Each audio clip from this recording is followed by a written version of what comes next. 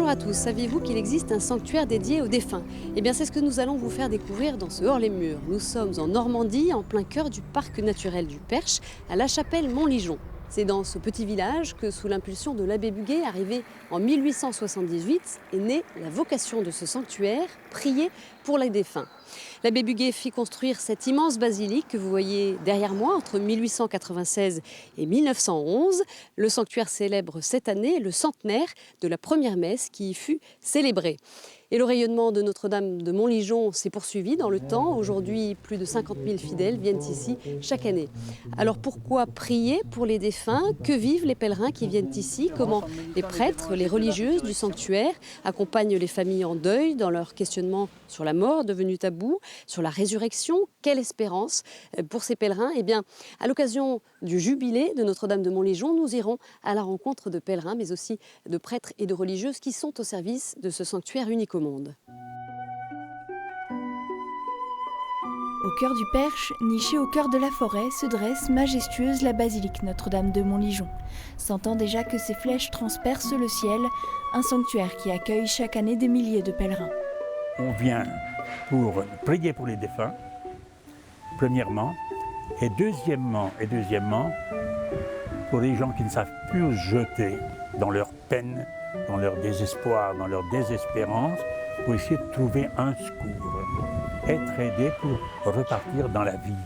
Les pèlerins viennent ici passer une journée, une semaine, un temps de pause au calme pour prier pour les défunts et les âmes du purgatoire.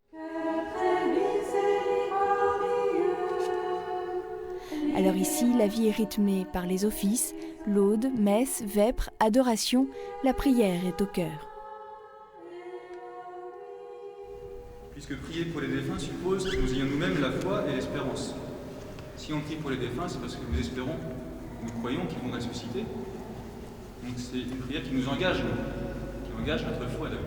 Les pèlerins qui viennent ici se ressourcent donc dans la prière, mais pour les aider à traverser la difficile épreuve qu'est le deuil, ils ne sont pas seuls. Le sanctuaire de Montligeon est un sanctuaire habité par les prêtres de la communauté Saint-Martin d'abord, mais aussi par les sœurs de la Nouvelle Alliance. Notre évêque nous a demandé la mission de la prière essentiellement, c'est-à-dire la liturgie des heures, avec 2 temps forts de prière le matin et l'après-midi. Les sœurs animent les laudes et les vêpres chaque jour dans le sanctuaire, mais elles sont aussi présentes pour aider et écouter les pèlerins. Alors cela se traduit concrètement par des temps de parole, c'est-à-dire que le pèlerin rencontre une sœur ou un prêtre et pendant 10 minutes, un quart d'heure, voire 1 heure, il prend le temps d'exprimer ce qu'il porte en lui. Et la sœur ou le prêtre est essentiellement un cœur qui écoute et qui, tout en écoutant, prie. Dominique et Marie ont perdu leur fils il y a quelques mois. C'est la 2e fois qu'ils viennent à Montligeon. Auprès de sœur Cécile, ils ont pu trouver une oreille attentive, un soutien qui les a aidés à franchir des étapes du deuil qu'ils traversent. On a un accueil, une écoute qui est très féminine, c'est-à-dire très enveloppante, très chaleureuse, très douce. En dehors des relations psychologiques, elle prie à la fin avec nous. Et c'est un langage de prière qui touche beaucoup. Puisqu'elle visionne un peu aussi comment on peut être, une vision d'un regard du Seigneur vers nous. Elle le dit et bon, ça nous aide, ça nous touche beaucoup. Montligeon est un sanctuaire unique et depuis 100 ans maintenant, des pèlerins viennent ici du monde entier. À son époque, l'abbé Buguet avait d'ailleurs eu une idée géniale, la fraternité, sorte de paroisse mondiale invisible. Concrètement, Montligeon rayonne au-delà de nos frontières, groupes de prière, des paroisses aussi prient pour les défunts, des défunts inscrits dans ces registres précieusement gardés dans la basilique. Ce sont les registres sur lesquels sont inscrits les noms de tous ceux qui se sont inscrits à Montligeon depuis 1884 et les noms des défunts qu'ils ont inscrits. Des millions de noms qui sont inscrits là-dedans. On a besoin de signes, de choses qui restent. Alors ça, c'est pour que ça reste. Il est 10h et c'est l'heure de l'arrivée du courrier. Comme chaque matin, les 6 secrétaires épluchent les plis venus de toute la planète. Justement, j'ai 3 courriers. J'en ai un d'Afrique, un des Pays-Bas et un des USA. aujourd'hui. Chaque année, entre 15 et 20 000 personnes sont inscrites sur le registre de la fraternité et sont portées tous les jours dans la prière ici, à Montligeon. Toutes ces personnes, depuis l'origine de la fraternité, bénéficient des messes quotidiennes indéfiniment. Si on est inscrit de son vivant, ça continue quand on décède. Depuis 100 ans, Montligeon est donc le centre mondial de la prière pour les défunts. Un lieu de recueillement, de prière, mais aussi d'espérance.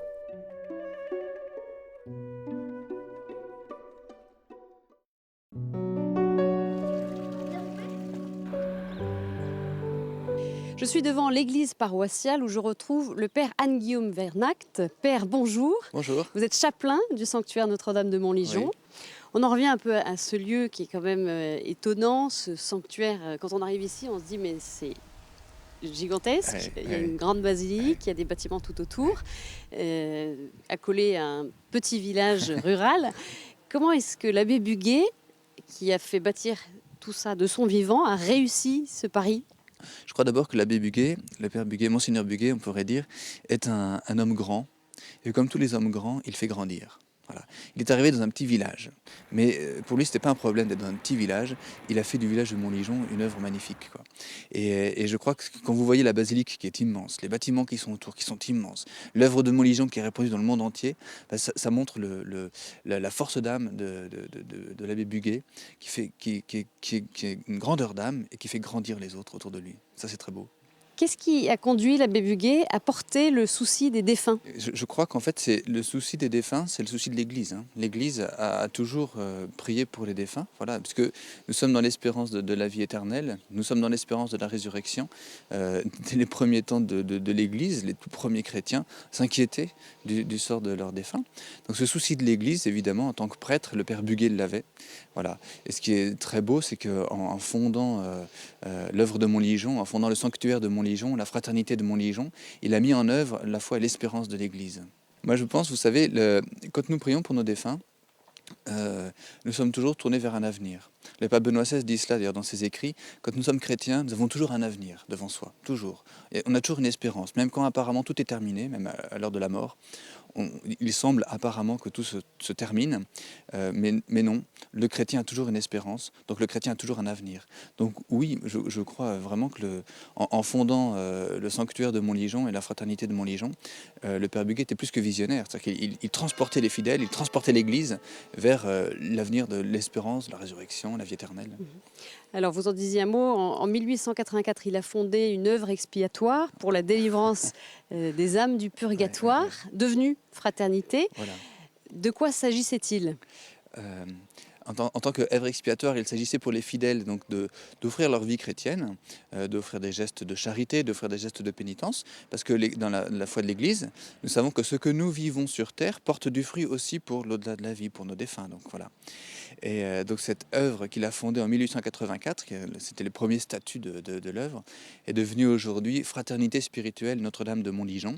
C'est-à-dire que c'est une fraternité pour les fidèles sur terre qui engagent leur vie dans ce sens-là, de pouvoir offrir des gestes de charité vis-à-vis de nos défunts, parce que donc nous savons que ce que nous vivons sur terre porte du fruit au-delà de la mort. Qu'est-ce que cette fraternité propose et quel engagement on y prend ? Alors, nous sommes à la veille du grand pèlerinage, donc demain, à la messe du grand pèlerinage, une vingtaine de personnes vont s'engager dans la fraternité, prononcer une promesse. Cette promesse, c'est simplement le propos de dire que bien, tout ce que vaut ma vie, je ne veux pas qu'elle le vale seulement pour moi, mais je voudrais qu'elle le vale aussi au-delà de la mort pour tous mes défunts et pour toutes les âmes de tous les défunts, quoi. L'abbé Buguet a aussi fait construire une imprimerie pour faire vivre des habitants du village. Oui, on est à l'époque fin 19e, début 20e du catholicisme social. Donc il y a eu plusieurs expériences comme ça dans l'Église en France, de fonder des industries, du travail avec une éthique très chrétienne. Donc le père Buguet s'inscrivait dans ce mouvement. Aujourd'hui les choses sont très différentes et le sanctuaire de Montligeon a un essor à travers son message et sa spiritualité, qui est donc encore une fois la foi et l'espérance de l'Église, ni plus ni moins. Par rapport à donc, la résurrection de nos défunts. Alors Alors c'est vrai que le père Buguet, dans tous ses voyages, profitait bien pour susciter évidemment, en suscitant la prière des fidèles, il suscitait la générosité des gens, ce qui lui a permis de bâtir l'œuvre de Montligeon. Le père Buguet lui-même est allé dans plusieurs pays d'Europe, je pense tous les pays limitrophes de la France, et il est allé également aux États-Unis et au Canada. Pour y faire quoi? Pour y proposer cette prière pour les défunts, alors, qui est une prière, encore une fois, qui existait bien avant le père Buguet. Le père Buguet n'a rien inventé. Il a mis en œuvre, par l'adhésion des fidèles à sa fraternité, il a mis en œuvre cette espérance de l'Église de pouvoir prier pour les défunts, quoi. Et le pape à l'époque, le pape Léon XIII, a aussitôt donné à l'œuvre de Montligeon une dimension internationale, une dimension de premier ordre. Ce qui a permis au père Buguet de proposer l'œuvre de Montligeon, la fraternité de Montligeon, dans le monde entier. Et donc du vivant du père Buguet, l'œuvre de Montligeon s'est vraiment répandue dans toute l'Europe, et aux États-Unis et au Canada. Et ensuite, très rapidement, début du XXe siècle, avec tous les missionnaires qui partaient de France, ils emmenaient toujours des documents, les images de Notre-Dame de Montligeon, qui étaient imprimées ici même, puisque le père Buguet a aussi fondé une imprimerie pour pouvoir diffuser cette œuvre. Et donc, mettons, dans la première moitié du XXe siècle, Montligeon était répandu sur les 5 continents. Et il l'est toujours aujourd'hui. Alors père, vous allez nous emmener faire un tour dans l'église paroissiale. On y va.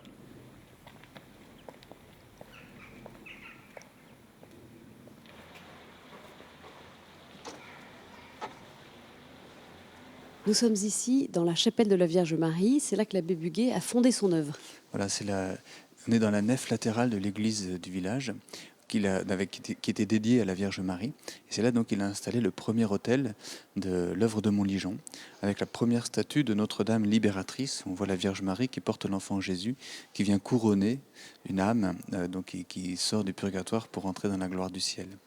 Voilà. Et c'est donc sur cet autel que quotidiennement, le père Buguet célébrait la messe pour les âmes des défunts qu'on lui confiait. Donc les pèlerins venaient auprès de lui pour lui recommander leurs défunts, et lui donc s'engageait tous les jours à célébrer la messe pour eux, ce que nous faisons toujours aujourd'hui, nous. Régulièrement, les pèlerins nous recommandent leurs défunts, et donc tous les jours, nous célébrons une messe à l'intention de tous les défunts qui nous sont recommandés. Les pèlerins étaient nombreux dès la fondation de l'œuvre. Je crois que dès le début, le premier pèlerinage, il y a eu plus de 10 000 personnes à venir, c'est très impressionnant, quoi. Merci Père Vernact. Merci.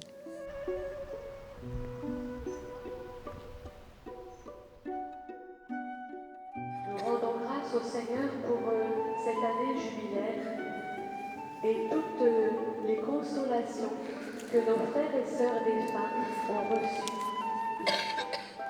Pour les milliers d'entrées au paradis, suite à un temps de prière présenté devant la face du Seigneur.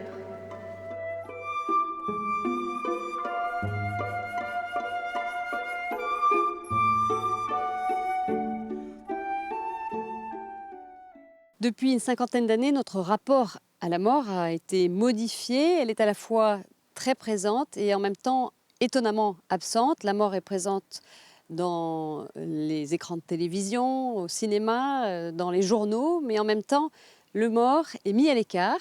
Alors pour tenter de comprendre pourquoi, je retrouve Béatrice Lès. Bonjour. Bonjour. Vous êtes membre d'une équipe deuil pour une paroisse. Oui, sur la paroisse Sainte-Anne-du-Perche dans le diocèse de Sées. Voilà. Alors, est-ce qu'on a perdu ce rapport familier avec la mort que l'on avait dans les sociétés traditionnelles? Oui, peut-être parce que tout simplement, beaucoup de personnes meurent à l'hôpital, loin de chez eux. Les familles sont divisées, séparées. Donc, beaucoup de personnes meurent à l'hôpital et donc elles sont confiées à la morgue ou les pompes funèbres les prennent en charge. Et il y a très peu de retour du corps à la maison. Donc, très peu de personnes veillent leur mort comme avant, avec les veillées, les voisins qui venaient, la famille. Non, ça s'est perdu un peu. Est-ce que ce corps, on le tient aussi à distance? On en a peur? Quel est le rapport au corps aujourd'hui? On n'en a pas vraiment peur. On en a besoin. On a besoin de voir. D'ailleurs, quand il n'y a pas de corps, c'est vraiment un drame. Quand il n'y a pas possibilité de voir le corps, c'est vraiment un drame pour les familles. On a besoin de le voir, mais on a besoin de le voir aussi remodeler ou maquiller. On masque un peu la mort quand même. On ne veut pas qu'il change, on ne veut pas qu'il bleuisse, on veut pas qu'il... Donc on veut un corps, un beau corps. L'homme a besoin de rites, en tout cas funéraires, qu'il soit croyant ou non? Je pense qu'il y a besoin de rites. Bon, on s'aperçoit à travers les équipes deuil que les personnes ont perdu les rites, mais ils sont heureux qu'on leur explique tout ce qui va se passer et qu'on prenne le temps avec eux pour en parler, pour les apaiser aussi, parce que c'est quelquefois des situations très douloureuses. Et donc on est là pour les aider, pour les apaiser, pour revivre un petit peu, pour revoir un petit peu tous les rites, tout ce qui va se passer et comment on va pouvoir les accompagner, préparer les célébrations, mais aller jusqu'au cimetière avec eux. Pourquoi est-ce qu'elles se tournent, et en particulier peut-être les familles qui ont pu s'éloigner de la foi, pourquoi est-ce qu'elles se tournent vers la pastorale des funérailles? Quel est l'accompagnement particulier que vous pouvez leur apporter? En fait, on vient préparer une célébration pour qu'elle soit la plus jolie possible, la plus belle possible. Pour leurs défunts, il faut quelque chose de beau, il faut quelque chose qui ressemble à ce qu'ils ont envie, donc à chaque fois c'est différent. Et ils viennent surtout, ils ont besoin de se rassembler, d'avoir un temps pour dire au revoir. Ils ont besoin de se rassembler, d'être entourés par leur famille, leurs amis. Et je pense que c'est un moment important. Et c'est un moment justement où le message, parce qu'ils entendent très peu maintenant le message, et donc c'est à ce moment-là, il y a des choses qui sont possibles. Donc c'est une catéchèse en fait. La pastorale des funérailles, c'est vraiment une catéchèse. On est obligé de tout redire. C'est un lieu d'évangélisation aussi? Oui, très très important. Nous, sur notre diocèse, on insiste beaucoup sur le côté catéchétique de la pastorale des funérailles. C'est vraiment un lieu d'évangélisation où on est obligé de tout redire, enfin bon, pas dans toutes les familles, mais souvent de tout redire et de revoir complètement tous les rites, toutes les... Et puis pourquoi la parole et pourquoi... Parce qu'ils ne savent plus. La mort, quand elle surgit, elle est toujours un choc pour ces familles. Comment se passent les premiers contacts avec les proches du défunt? C'est toujours très douloureux. Que la mort soit prévue de longue date, que ce soit la maladie, une fin de maladie ou une mort subite, c'est toujours un moment très douloureux pour la famille. La séparation, c'est très très difficile. Donc on est là avec des membres qui souffrent et souvent qui sont en pleurs, des personnes qui pleurent, et on est là pour les aider à cheminer. Quelques-uns n'ont pas la foi, donc on n'est pas là pour les convaincre. On est là pour les aider à cheminer et on les accompagne comme on peut.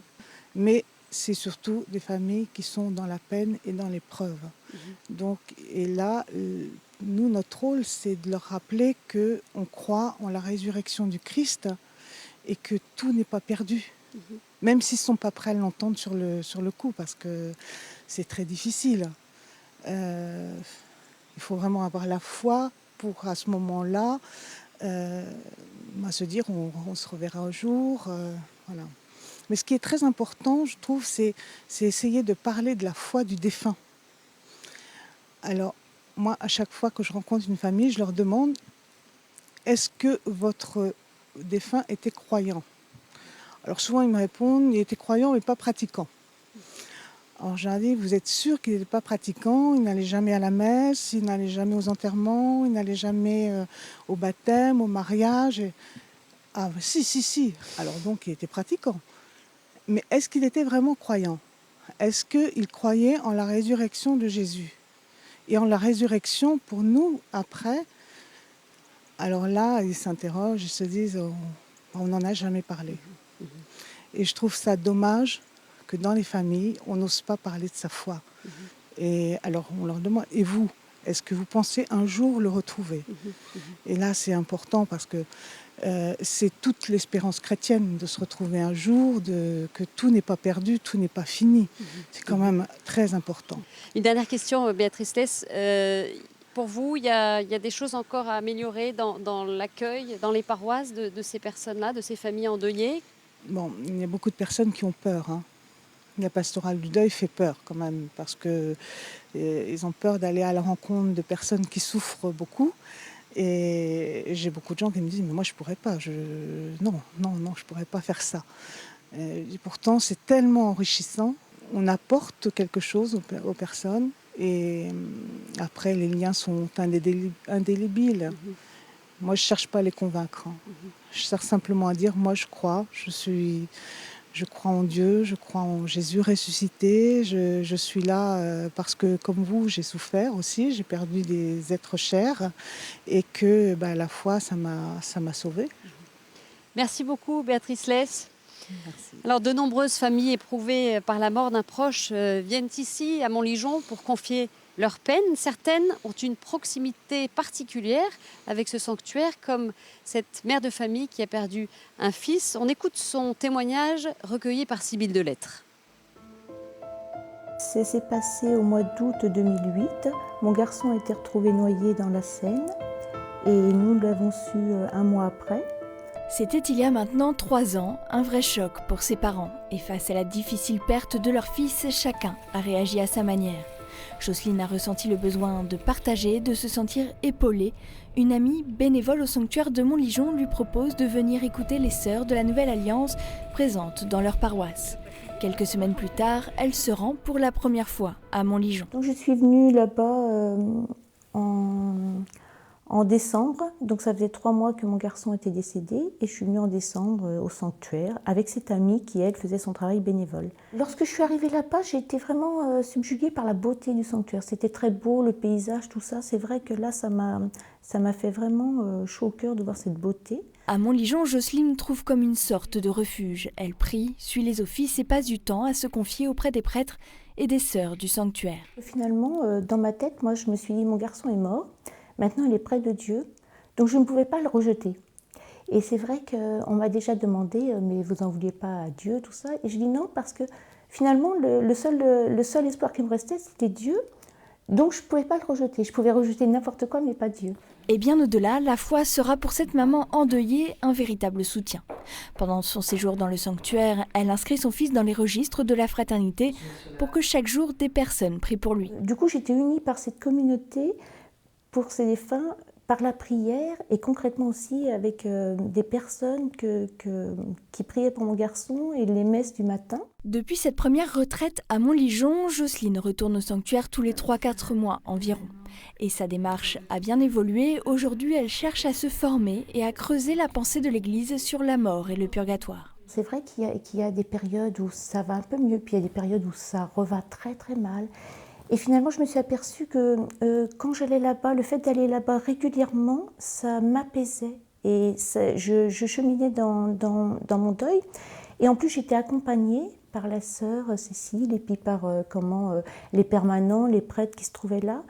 Et pour moi, c'était vraiment important d'avoir cette nouvelle famille finalement qui m'entourait. Jocelyne se rend seule au sanctuaire. Dans cette famille, chacun a fait son travail de deuil de son côté. Éric, son mari, a lui aussi été à Montligeon, une fois, mais dans une démarche totalement différente de celle de sa femme. Moi, j'ai pris sur moi en me disant que non, je ne voulais pas transmettre quoi que ce soit à l'extérieur. Donc ça s'est fait beaucoup plus lentement. L'attente, c'était principalement ne plus vivre dans l'environnement d'ici, quoi, où avait vécu Cédric. Enfin, je pouvais plus. J'avais besoin d'un ailleurs, quoi, pour respirer, voilà, reprendre souffle. Et c'était d'abord ça, voilà, me reposer, pour participer aussi aux offices.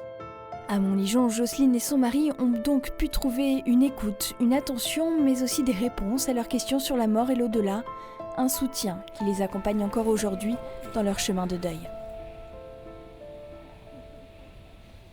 De tout temps, l'humanité a été traversée par cette question cruciale. Y a-t-il une vie après la mort? Que se passe-t-il pour les défunts? Chez les chrétiens, d'autres interrogations peuvent surgir. Y a-t-il une résurrection de la chair?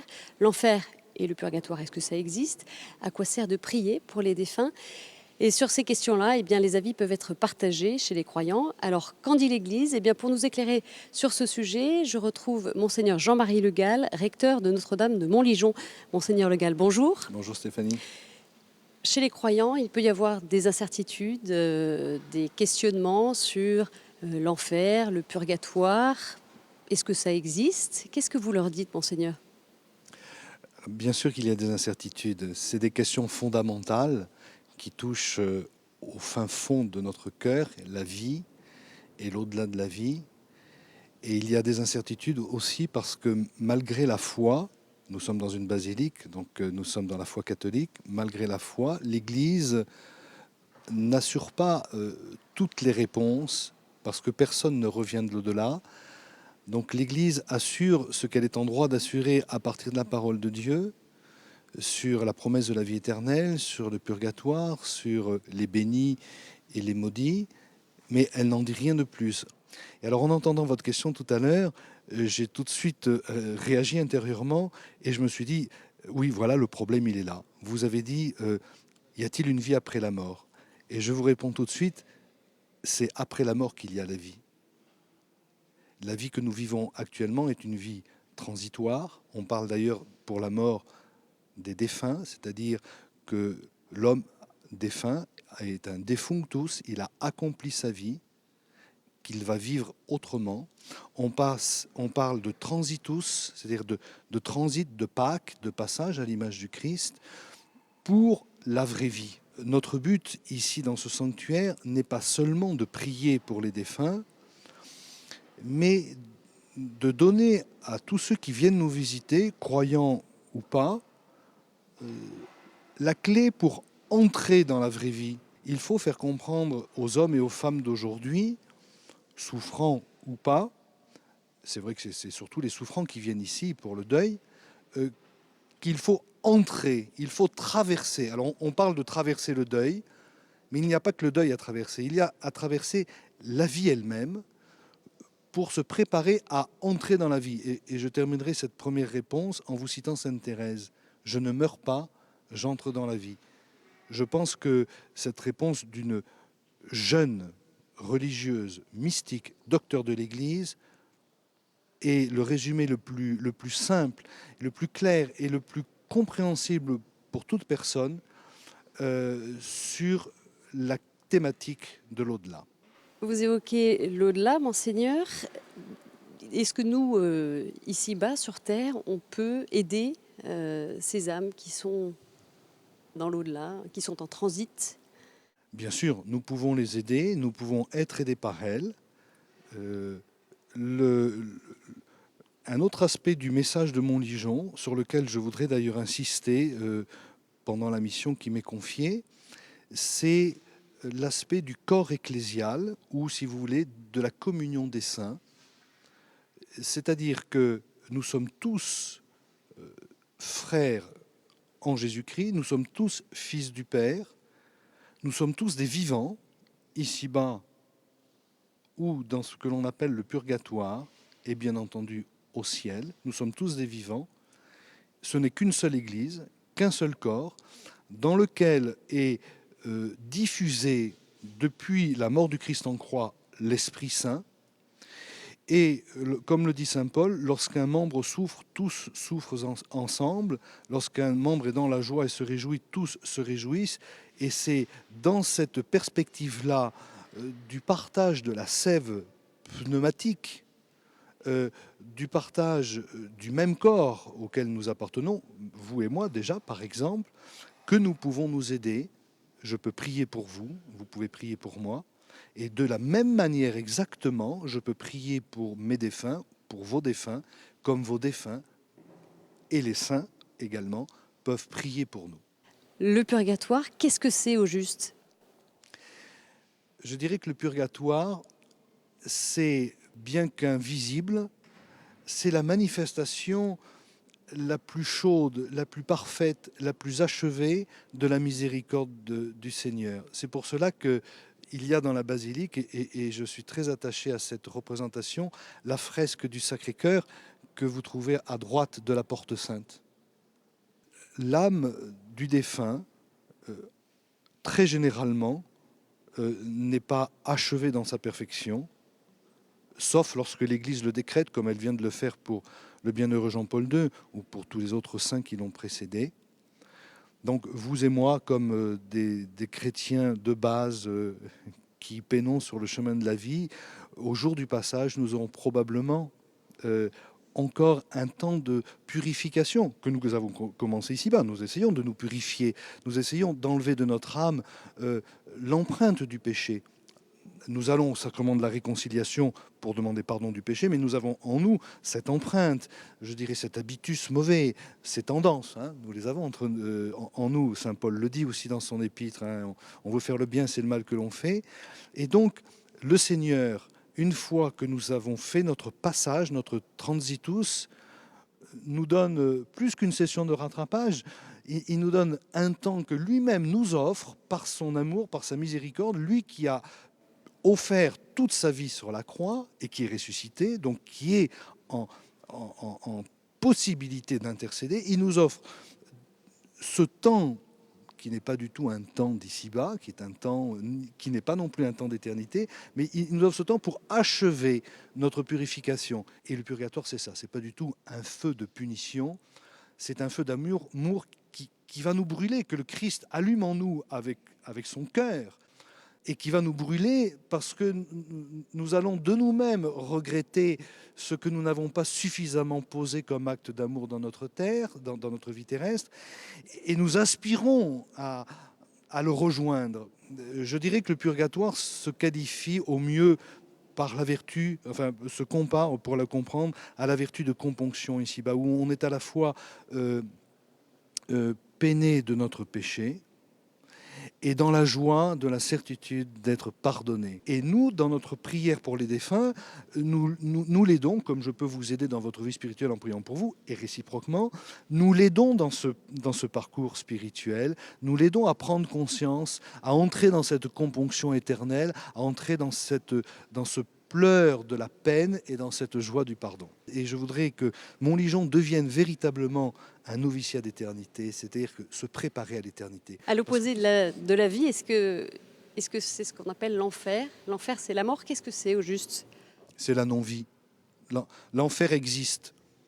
L'enfer existe puisque Dieu laisse l'homme libre. Donc, pour tout homme qui, au moment du passage, au moment où le Christ se présente à lui, pour lui laisser une détermination possible, parce que peut-être qu'il n'a pas entendu parler du Christ, parce que peut-être qu'il n'avait pas tous les éléments. Donc le Christ se présente à lui, c'est un petit peu le symbole de la descente aux enfers du Christ pendant les 3 jours. Si cette personne ne désire pas suivre Jésus, il est libre, donc il va être éloigné de Jésus, éloigné de Dieu, librement, à jamais. Donc l'enfer existe. On ne sait pas qui est en enfer. Et tout en existant, on peut dire que l'enfer est aussi un peu un néant, un non-être, mais il existe. Il y a cette possibilité de l'enfer. Mais l'Église ne s'est jamais donné le droit de dire que telle personne allait en enfer, irait en enfer, même les plus grands criminels. Heureusement d'ailleurs, parce que seul l'homme est libre de faire son choix, même après la mort, devant cette apparition du Christ, comme le bon larron l'a fait juste avant. L'eschatologie, l'au-delà, est un thème majeur de la nouvelle évangélisation. Mais même ici, dans notre monde occidental qui est désenchanté, dans notre monde occidental où les problèmes économiques rendent la vie sociale et familiale et personnelle lourde, difficile. Ici, vous ne pouvez pas savoir le nombre de personnes que l'on reçoit qui sont en blessure de vie. Les blessés de la vie, disait Jean-Paul II. Beaucoup de deuil, des séparations, des divorces, des avortements, des situations économiques dramatiques, mais dramatiques. Ces personnes-là ne viennent pas forcément pour une réponse théologique sur l'au-delà. Ils viennent pour avoir un réconfort sur une espérance. Et comme disait Benoît XVI dans son encyclique Spe Salvi, si vous ne savez pas qu'il y a un Dieu pour vous écouter d'un amour inconditionnel, vous n'allez pas parler. Vous n'allez plus vivre parce que la vie et la parole sont liées. Vous allez vous éteindre comme une petite mèche. Montligeon, de par l'espérance de l'au-delà, est un lieu d'écoute. Oui, il y a le Seigneur le Seigneur de l'éternité, le Seigneur tout-puissant, qui est un Seigneur d'amour, qui est un époux, qui est un ami, qui est un frère, et qui nous attend, et qui nous appelle, et qui nous aime. Monseigneur Le Gall, vous évoquiez les pèlerins qui sont nombreux à venir ici, les blessés de la vie. Eh bien, ils sont évidemment venus en nombre pour cette année jubilaire et qui marque le 100e anniversaire de la première messe célébrée ici dans la basilique Notre-Dame de Montligeon. Un chemin du jubilé leur est proposé lorsqu'ils viennent en pèlerinage. Quel en est le sens? C'est ce que l'on va voir dans ce reportage.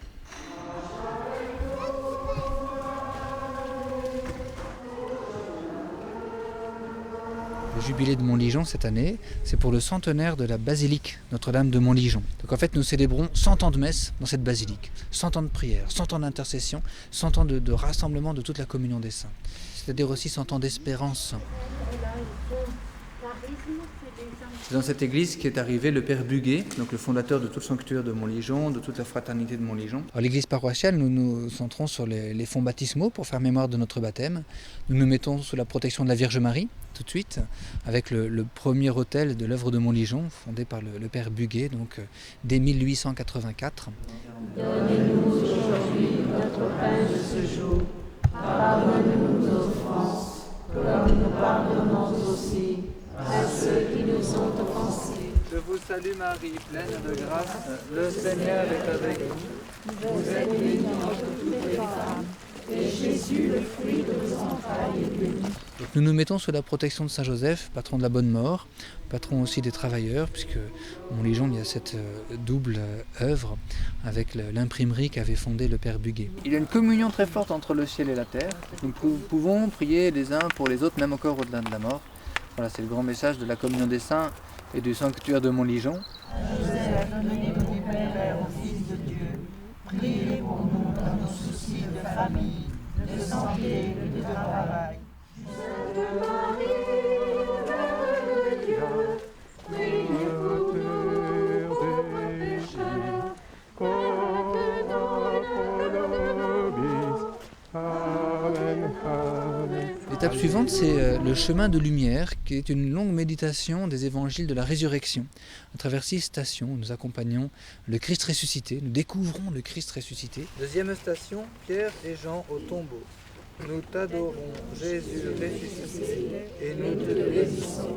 Grâce à ta voix, tu as donné la vie au monde. Nous espérons dans la résurrection de la chair, comme nous le lisons dans notre credo. Et ça, c'est très, très, très important d'aller jusqu'au bout de notre espérance. Voilà, si Jésus est sorti vivant du tombeau, c'est parce que nous aussi nous ressusciterons. Et c'est cette espérance de la résurrection qui fait que nous aimons les saints, qu'ils prient pour nous, et que nous pouvons aussi prier pour nos défunts dans l'espérance de la résurrection. À toi la gloire, ô ressuscité, à toi la victoire.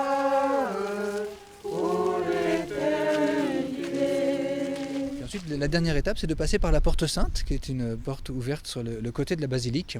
Comme le cœur de Jésus a été ouvert sur son côté pour que tous les pécheurs puissent s'y réfugier, le Saint-Père nous a accordé la grâce de l'indulgence plénière pour cette année jubilaire, jusqu'au 16 novembre, le jour de la fête de Notre-Dame de Montligeon, Notre-Dame libératrice. Ce qui veut dire que quand nous franchissons la porte sainte, quand nous entrons dans la basilique, nos défunts, eux, pénètrent la gloire du ciel. Ben moi, je l'ai vécu en pensant à mon père. Je me dis, tiens, ça va être une occasion de prier pour lui. Le fait aussi de passer la porte en mettant un genou à terre, un peu en signe d'humilité. Voilà, c'est quelque chose de fort. Voilà. Ouais. C'était profond, c'était très profond ce qu'il nous demandait. Moi, personnellement, j'ai prié pour tous les défunts du monde entier.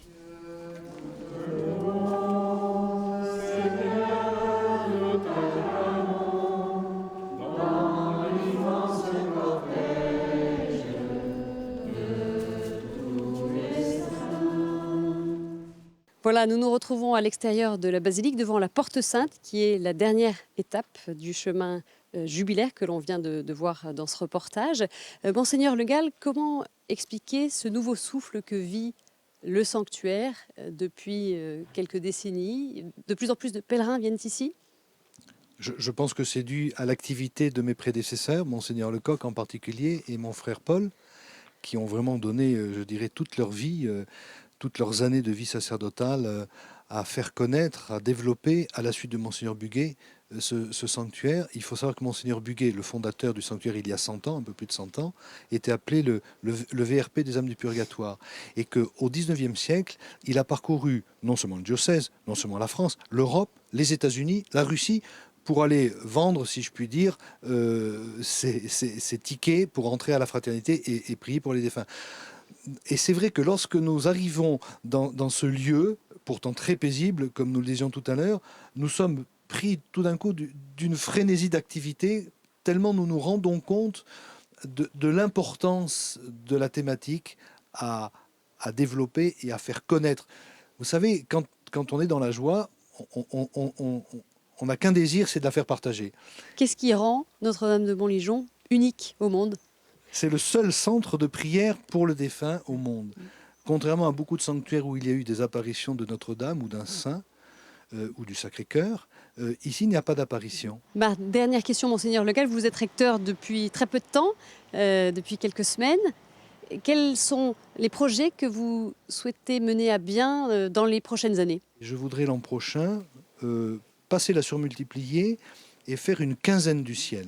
Du 1er novembre, la Toussaint, au 16 novembre, Notre-Dame libératrice, faire une quinzaine du ciel pour y accueillir toutes les personnes et y traiter non pas les thèmes théologiques, mais les thèmes spirituels dont les gens ont à cœur d'avoir des réponses. Sur le deuil, sur le purgatoire, sur la souffrance, sur l'amour, etc., sur la vie éternelle. Et je voudrais réserver également la journée du 11 novembre, la journée de Saint-Martin, le patron de notre communauté, l'ami des pauvres, pour y accueillir fraternellement et gratuitement les pauvres, les blessés, les handicapés. Et je voudrais pour cela me mettre en rapport avec les associations. Merci beaucoup, Monseigneur Legal, de nous avoir rejoints.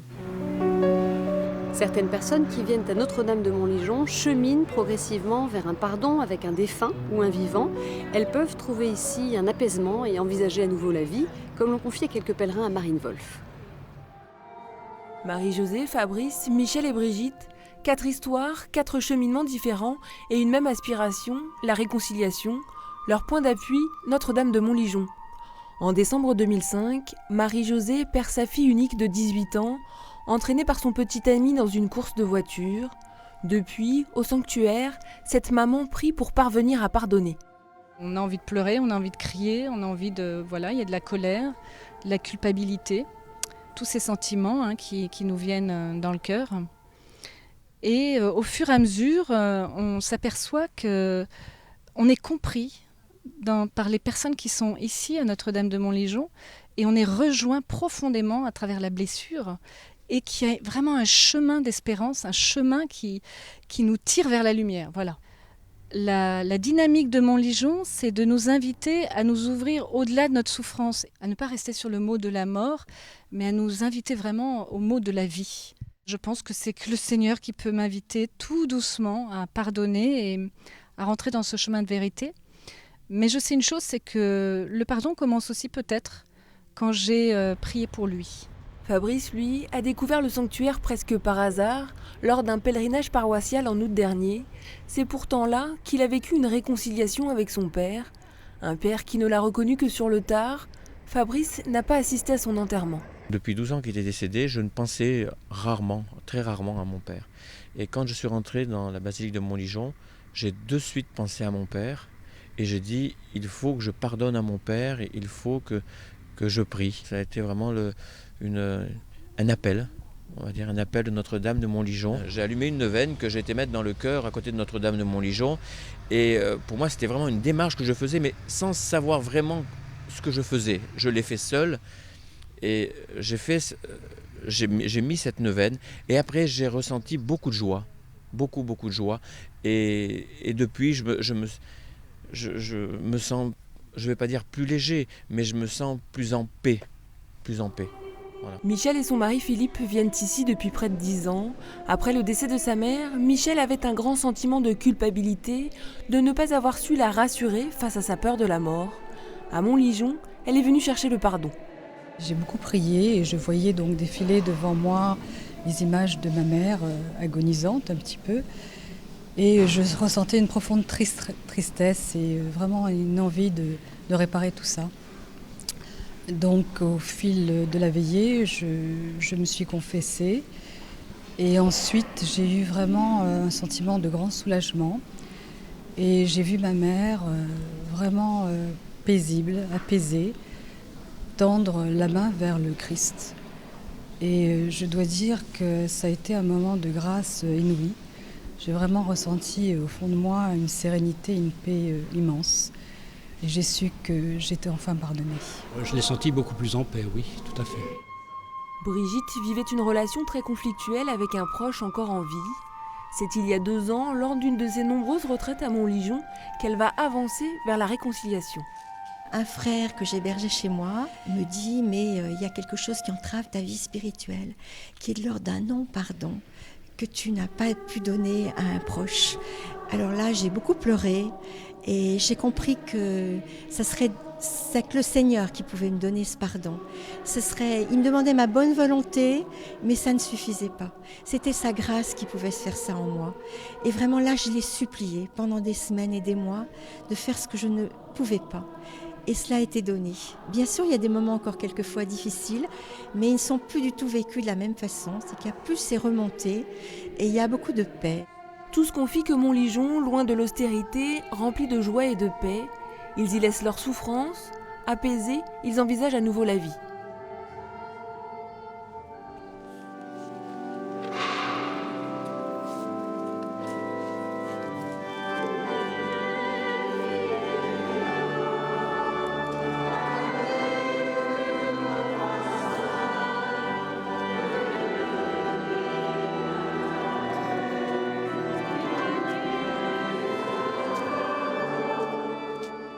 La liturgie, avec la mort, la vie n'est pas détruite, elle est transformée.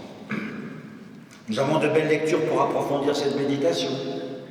Voici l'agneau de Dieu qui enlève le péché du monde.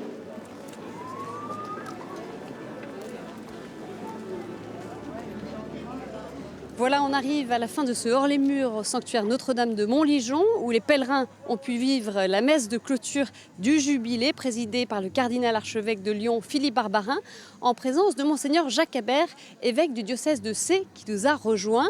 Monseigneur Habert, bonjour. Bonjour. Alors, quel premier bilan tirez-vous de cette année jubilaire ici? Écoutez, le bilan, nous le voyons presque sous nos yeux, à travers cette joie, cette espérance, cette exultation qui se manifeste à la fin de cette belle célébration. Nous avons ouvert l'année jubilaire au mois de juin dernier et elle a été un temps où beaucoup de pèlerins sont venus, beaucoup de chrétiens du diocèse, mais bien sûr bien au-delà de notre diocèse, sont venus ici pour renouveler leur espérance, également être relancés dans leur mission, parce que à la fois Montligeon est un lieu d'espérance qui nous rappelle notre destinée ultime, qui est celle de nous retrouver dans la communion de Dieu et avec tous ceux qui nous ont précédés, mais aussi c'est un lieu de mission de prier pour nos frères et sœurs défunts, mission aussi de nous convertir et d'être par notre vie de chaque jour et bien déjà des signes du royaume. Ce royaume, nous l'espérons, il nous est promis, il nous est déjà donné et nous devons, et Montligeon nous le rappelle, en être des signes là où le Seigneur nous a envoyés. En quoi, Monseigneur, le sanctuaire Notre-Dame de Montligeon rejoint les chrétiens d'aujourd'hui? Il rejoint les chrétiens d'aujourd'hui parce que nous le savons bien, et hélas, c'est souvent un refrain que nous entendons. Nous sommes dans une société qui est très matérialiste, qui voit surtout les aspects financiers, économiques, sociaux, qui bien sûr comptent beaucoup et il ne s'agit pas de les négliger. Mais Notre-Dame libératrice vient nous dire qu'au-delà de cette vie, dont nous espérons bien sûr qu'elle est la plus belle et la plus joyeuse possible, eh bien il y a cette espérance qui fait que des gens qui souffrent, des gens qui sont parfois découragés ou qui ont eu des grandes épreuves, eh bien viennent ici trouver du réconfort, trouver un nouveau souffle pour précisément continuer dans l'espérance. Donc il y a pour notre temps, dans tous les temps, puisque voilà un siècle de présence déjà du sanctuaire, mais peut-être tout spécialement à notre époque très centrée sur elle-même et très matérialiste, eh bien ce message est vraiment très contemporain. Monseigneur, la mort est devenue tabou dans nos sociétés et même parfois pour des chrétiens. Alors il faut remettre la mort en perspective dans notre vie. Oui, on a assisté vraiment à un grand déplacement. Il y a un siècle pratiquement, on priait pour ne pas mourir d'une façon inopinément et de pouvoir se préparer à la mort. Aujourd'hui, au contraire, on veut la cacher, on voudrait, certaines personnes souhaiteraient même mourir sans s'en rendre compte. Ici, eh bien, il nous est dit que c'est un passage évidemment douloureux. Le cardinal Barbarin l'a évoqué dans son homélie. La mort est toujours une souffrance. Jésus, d'ailleurs, avant sa mort, a pleuré, a souffert. Mais il y a une préparation à laquelle nous sommes conviés. Et il y a un passage, et Montligeon, finalement, nous aide à le vivre dans la paix. Il y a toujours, encore une fois, cet aspect de déchirement que nous vivons. Mais comme l'a rappelé le cardinal dans la prière, il y a cette expression, la mort n'est pas la fin de tout. Au contraire, elle est l'ouverture à cette vie éternelle et à cette communion avec Dieu et entre nous. Voilà ce que nous rappelle Montligeon. Merci beaucoup, Monseigneur Habert, de nous avoir rejoints. Alors voilà, c'est la fin de cette émission. Merci bien sûr aux équipes du sanctuaire Notre-Dame de Montligeon qui nous ont aidés dans la réalisation de ce magazine. Merci également à toute la rédaction et à très bientôt sur KTO. Au revoir.